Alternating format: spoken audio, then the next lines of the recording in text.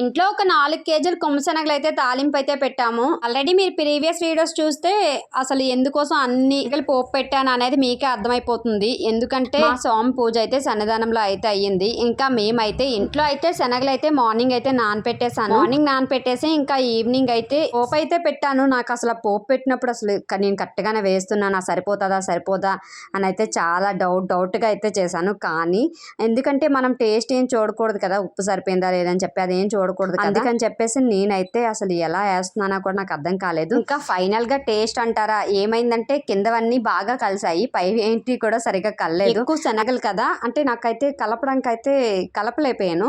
ఇంకా అందుకని చెప్పేసి పైవన్నిటికి కూడా కొంచెం సాల్ట్ తక్కువ ఉంది, కింద అవి కొంచెం సాల్ట్ అయితే ఎక్కువైనట్టు అయితే అనిపించింది. నేనైతే లాస్ట్ ఇయర్ కాక బిఫోర్ లాస్ట్ ఇయర్ అయితే మా బావ సోమాలు అయితే వేసినప్పుడు అప్పుడైతే ప్రసాదం అయితే చేశాను. ఈసారి ప్రసాదం కలపలేను కదా అని చెప్పి శనగలు కూడా పెట్టుకుంటే శనగలు కూడా కలపలేకపోయాను. ఈ వీడియోకి ఒక చిన్న లైక్ చేయండి. Bye bye.